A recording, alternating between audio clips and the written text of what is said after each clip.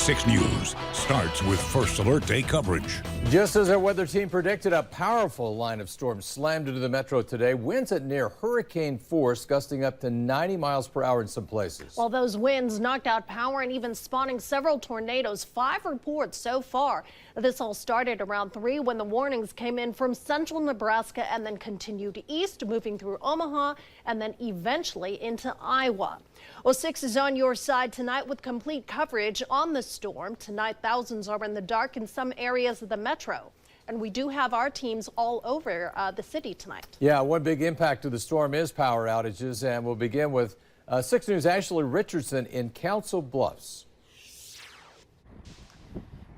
John and Sharon, right now, just to kind of give you an idea of where we're at. So we're near L34 and Railroad Highway, and there is a giant stretch of power lines down. I want to show you what we're seeing here. Actually, this is, I'm being told by some of the sheriff's deputies on scene, there's about a mile-long stretch of power lines down. And in the past 15 minutes or so, we have seen power crews get on scene to kind of try and start working on this. They've started to close roadways down in the area, but again, it's about a mile-long stretch of power lines that are just completely down. The winds whipped through this area so powerful to knock so much down. And again, there are thousands of people in Council Bluffs right now without power. There's sheriff's deputies out here blocking out the scene.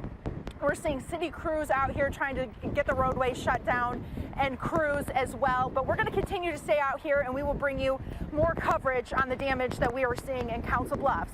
On your side, Ashley Richardson, 6 News. That wind's still brutal out there.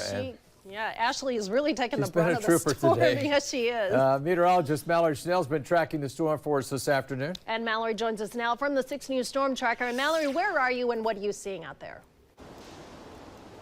Good evening, you two. Actually took a step outside of the storm tracker this evening to show you all an extent of some of the damage we're seeing. I'm currently at the 61st and Decatur area in Benson in Omaha. The winds are picking back up as we expected. Even though these strong storms are far off to our east, we are still dealing with some of those wraparound strong winds. You can actually kind of feel some of the dust in the air, likely being lofted up from areas like Colorado and portions of western Nebraska. But what you're seeing behind me, of course, is downed evergreen tree blocking part of the street here at the intersection of 61st and Decatur. And we also have seen some other tree branches and trees down in the area in this neighborhood, but this is obviously the most extensive damage we have seen so far this evening. I would say a lot of Douglas and Sarpy County might have gotten spared from some of the worst of it. I know from our location earlier this evening, we did ride through the main line of that severe storm. We had to move actually from the Elkhorn area where we originally were this afternoon because a tornado warning was in effect. We wanted to make sure we were safe, so we moved east toward around 132nd and Blondo there, or 132nd and Maple, excuse me, and we rode out that main line of the storm. Lots of heavy rain and strong winds for about 5 to 10 minutes there. Visibility was very low, but as Emily has been on top of all evening, the storms ripped through very, very quickly. So once again, I'm going to wrap things up here. We're currently in the Benson area near 61st and Decatur. Obviously, some major tree damage in this area, and those winds, they're not done just yet. I'm sure Emily will have much more on that throughout the newscast this evening. I'll send it back to you in studio. Yeah, just like Emily warned us, the trees, the power, the wind. Right on point. Very much so. Marlo Lundak now continues coverage. Well, she joins us live from Beaver Lake where the storm took off a roof of a home. And Marlo, what can you tell us out there?